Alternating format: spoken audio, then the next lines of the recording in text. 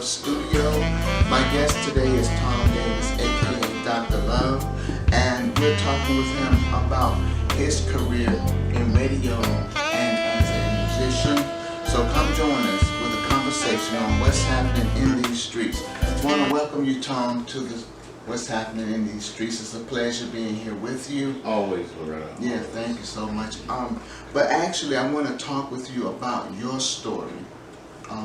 And I noticed that you are part of the Navy branch of the military, right?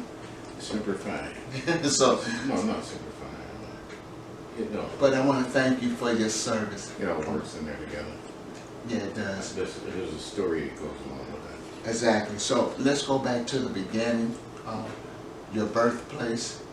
Well, I'm from a little small town. It's up on the Illinois-Wisconsin border. We try to think of it as a big town because for a long time it was the second largest city in Illinois compared to Chicago. Mm-hmm. But now things have changed a little bit and they got some other suburbs of Chicago that have gotten larger. But it was a great place to come from because a lot of musicians, they would come and live over there as opposed to living in Chicago. Because Okay. it was cheaper. Okay. So let's talk a little bit about your history of how you got into radio and how was that developed? Well, as most young people, they develop a passion at a very early age. Mm-hmm. And my passion was radio. Okay. It sort of intrigued me. Okay. And because I had some uncles, and they had a little radio broadcast that they would do, and sometimes that was when they were just invented. What they had, first of all, they did it on reel-to-reel, Mm-hmm. and then they invented it. They invented the cassette player, Okay. so we would do it on cassette, Okay. and then take it to the radio station per se itself. And you can imagine being a young person, you go into this radio station, and then you come outside and you can hear yourself and all that stuff.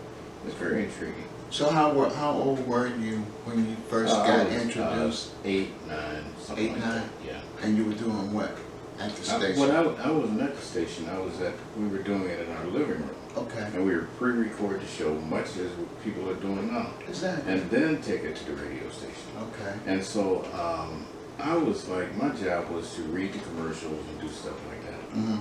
Mm-hmm. Okay. And the commercials was like, they was from the local grocery store, and they would have those collard green specials, chitlins, and all that stuff. Yeah. Yeah.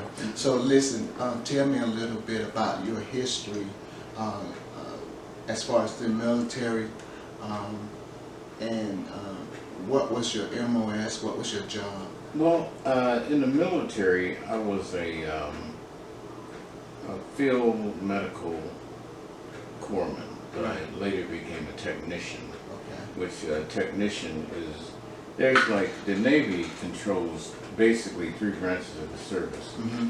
They control the Marine Corps, you know, the Navy SEALs, and the Seabees. Okay. And each one of those branches, they have their own medical support team. Mm-hmm. And so I became part of a medical support team for the Marine Corps.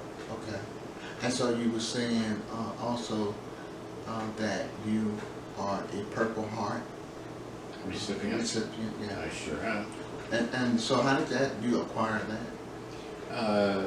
Basically, it's when someone shoots at you and you can't get out of the way in time. Mm. And hopefully, if you just get wounded, or you can get killed, and they still give you a Purple Heart. Is that right? Yeah. Okay. That's A little interesting. history there. Yeah, there's a lot of history.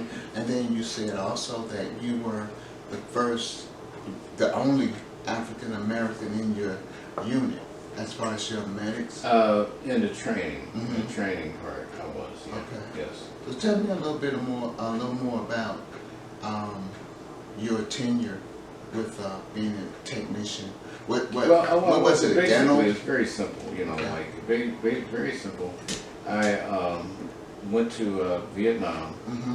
and then after that, I was on a ship, Mm-hmm. and then after that, I was in the reserves. Okay, and it's just that simple. In that order, right? In that order. But in listen, other words, I made it. okay, you did, and I'm glad you did. It's Mhm. always, you know, it's such a privilege to be sitting here talking with you. It's a privilege for me too. But listen, Yeah. you are a very interesting individual because you would tell me more about your radio Oh, how I became developing. Yeah. developing, right? hmm Well, I was in Minneapolis, Okay. and I was taking mass communications.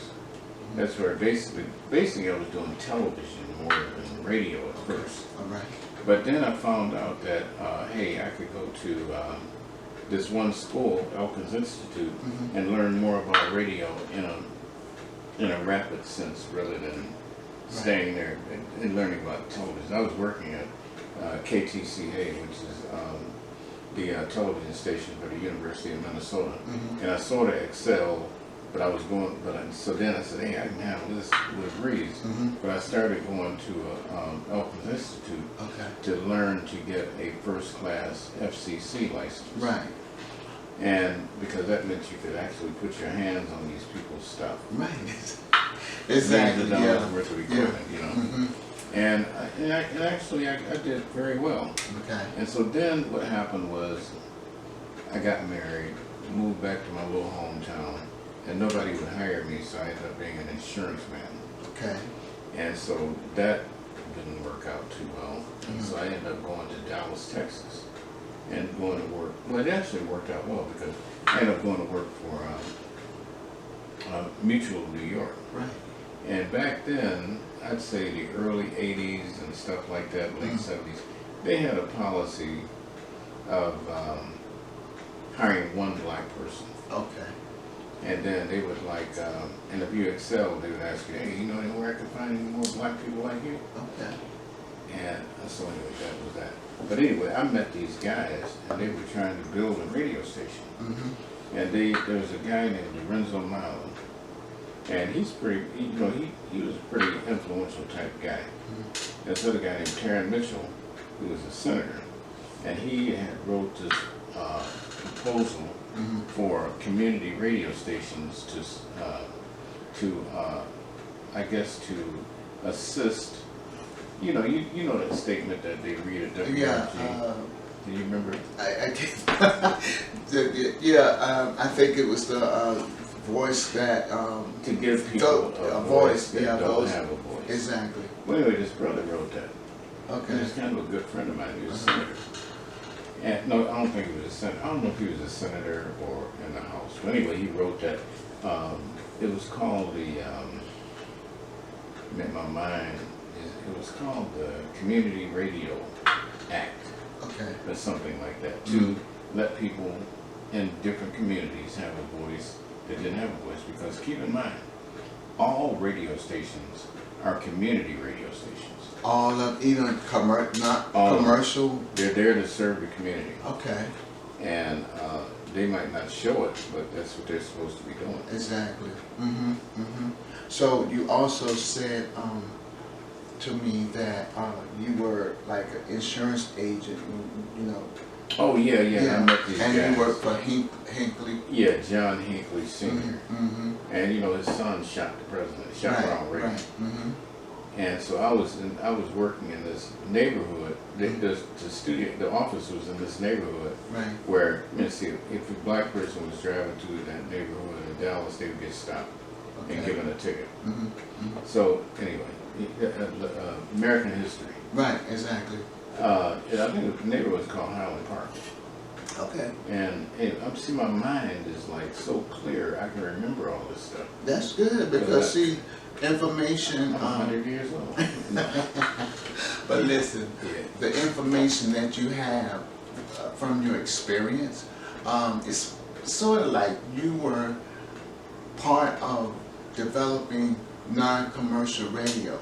I was I can be called a pioneer. Right. Because I've been instrumental in getting some like 12 or 13 radio stations on the air from the ground up. Exactly. When you all took the tower up the hill. Yeah, and when I was, So tell me about that. Well, that was in Little Rock, Mhm. after I did my stint in Dallas, because Dallas was it was a hard station to get on the air too, Okay. because we were working with zero. We actually door knocked, and we'd knock on the door and tell people, "Hi, I'm from the whatever radio program, and we're trying to build a radio station, and we're going to serve people like you."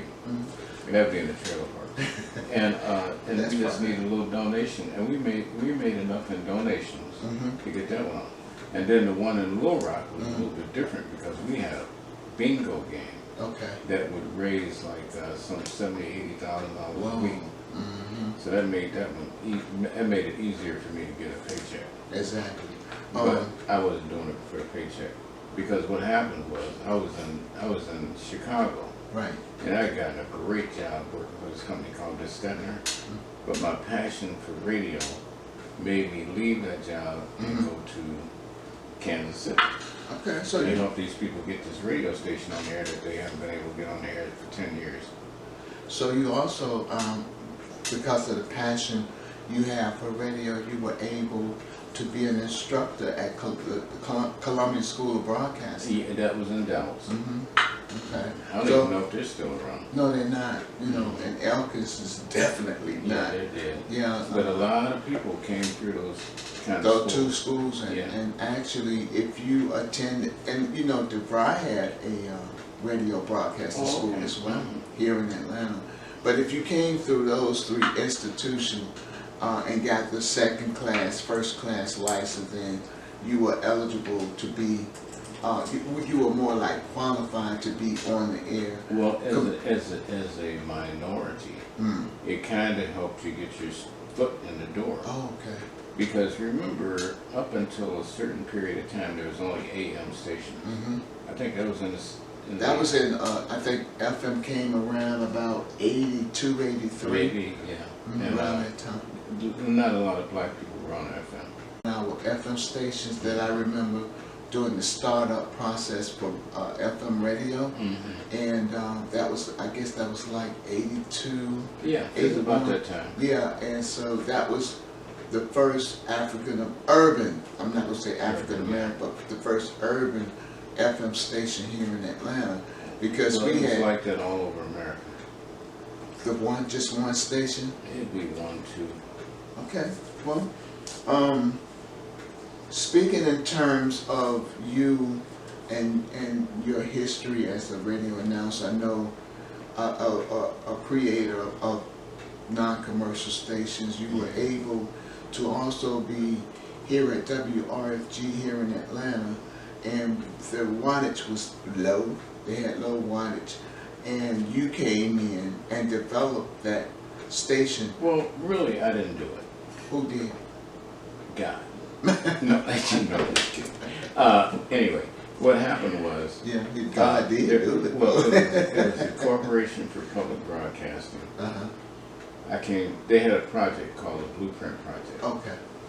And basically, I was like in charge of going around to like New Orleans and Tampa and all these places where they had 100,000 watt licenses, but they were unable to develop them into their fruition of being a 100,000 watt radio station. Okay. Because of lack of staff, lack of enthusiasm on the parts of the owners, but they had deadlines where they had to like do something before it was too late. And I just happened to be over those programs, and I saw this station in Atlanta as an opportunity to get out of Kansas City. Because Kansas City, I didn't see that going nowhere. Well, you Kansas know, City's a great place though. Yeah. I'm not saying nothing bad about Kansas City. I- But Atlanta was better then because it was the black mecca, it was the music mecca, and they had all these, I knew friends in the music industry, and they said, Okay. oh man, we can remove our offices to Atlanta. Okay. And like Warner Brothers and Right. places like that. And I knew all these people because I had been working all over the country and playing their music. Okay. Yeah. And so when I got the opportunity to come here, I jumped off the boat. Okay. So you think it was a good opportunity once you got here, or did it? I like Atlanta. Atlanta's a great place. What you like about It's it? a lot of opportunity for minorities You think? if they take advantage of And how would they take advantage of it? it. Getting involved. Okay. And a lot of the getting involved is probably getting involved in the political process. Okay. Yeah. The political process is You're a native, I right? am. I really am. Yes. But you And- don't wear feathers. No. Okay, all right. Was that the Just home kidding. of the brave? It's The home of the brave. the home of the Braves, you know. Yeah. But no, the political aspect is changing. I think the young people are getting more involved with Mayor Dickerson. What is his name? Dickerson. Being the Dre. Andre. Yeah. He is a young person, you know, getting involved in the city and the culture because he's a native as well, right? So coming here, I was under your leadership at WRFG, and we did a lot of engaging in the community, such as asking people to vote. Remember, we did the live remote on Auburn, trying to gather people to get information about voting. We also did the Freaknik coverage. Remember that? I sure do. Yeah, and we, WRFG, was the only station on the ground, if I recall, really covering what was happening. Yeah, we had I can't remember what we call that. We call that the Soul Patrol or the Freaknik Patrol or something. Something like that. But But people that were instrumental in that. yeah, Remember Shaka Zulu? yeah, I He was remember. my lead person on that. Okay. And we had this one company that they gave us a bunch of little Jeeps. That's when the little mini Jeeps first started Right. coming on. And we were just all over town in these Jeeps. And Covering the story. I forget what the technology was then. I think we might have had to call in on the telephone. You did, But- because you had, Because I don't think they had it like we got it now. No, I don't they think had, they had cell phones. no, we didn't have the cell phones, but they had like, you know, little remote things. No, you did have cell phones, and you called in on the cell phone to the station, and the station would patch you in. Yeah, I think on the board. I think Abdul was Yeah. instrumental. Abdul, this man Abdul that we speak about, He's instrumental in everything. he has a wealth of information, a wealth of information. But back to your story, I find you interesting because not only are you engaged in radio or insurance, whatever you've done in your life, you always put 110% into it, right? So, you want to comment on that? Well, when you say 110%, Yeah, I think it's very important to say that whatever you do in life, you got to put your all into it. exactly. If you don't, you know, you're not going to get what you want to get out of it. And that's the main thing in life, is you got to get what you feel that you want, Right. even though you're helping other people. Okay, okay. And with that, I would like to ask you about your musical abilities. Or lack thereof. So, do you play an instrument? Adam, You play what? I play Adam, you know. Oh, you play I'm not- Adam. I'm not a virtuoso. But But I've always, since a child, I've always had an inkling to want to be a musician. really, And being in this field, you get an opportunity to express yourself. okay. So, do you think radio could be acknowledged as a form of art?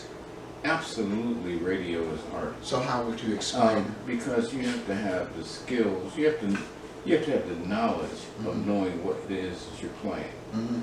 And you have to play it with compassion. Right. Like if you're playing a John Coltrane thing, you got to look in your mind, did I ever meet that person? A lot of times you meet these people. Okay. And you get a chance to, like, hey, give other people your idea of what these people were about. Yeah. And so yes, it's definitely an art. It's an art thing. I think with you and your expertise in so many different things, I noticed how you were also a pioneer with the Royal Peacock here in Atlanta on Auburn Avenue, which is, the Royal Peacock is one of the Black Mecca entertainment facility in Atlanta. Actually, my family, they would go down to the Royal Peacock to the different concerts, right? And so with the the Auburn Festival that you did and the Royal Peacock, you would have these young people come in and perform their music, and that spoke volume, because most young people in the art want people to be able to hear their creativity. Well, let me stop you there, because Okay. some of the people who came through there is like Usher, who else? Lil Jon, Okay. and it goes on and on and on. Okay. And these people, they just come Yeah. through there and do their thing. And because I had this thing called the Love Artist Network. Exactly, yes. And they didn't get any money, but they got a chance to be on the different events, like you say, the Auburn Fest, Right. Freaknik, and all that stuff. Mhm. And I think that helped a lot of them with their careers. It did, because I ran into one of your protege, I guess you would say, Stoney Taylor. Stoney, yeah. Yeah, Stoney Taylor was an individual under your leadership, is now doing wonderful things with film. Okay, he expressed himself through video, putting things together to help, I guess, to help, express his creativity. I know Yeah. Stoney very well. Yeah, and so he told me, the reason why I brought him up is because he told me you were instrumental in his career, where he's into now. And so, with that being said, and I can imagine the other people, that lives that you have touched and kind of like mold and shape them, like me, for one, because working under you, I've learned that I can do a lot of things that I really wanted to do, because you would kind of push people to do certain things. And you know what I have of you and I have, from the Atlanta Journal-Constitution, a picture of you and I at WRFG. Wow, I'd like to see that. Yeah, I'm gonna have to show it to you, give you a copy of it. But and see, while we were at WRFG, because of the exposure you gave the station, we had Creative Loafing coming in, taking pictures of the job and advertising WRFG and that particular radio personality. So it was so many things, positive things, that happened under your leadership.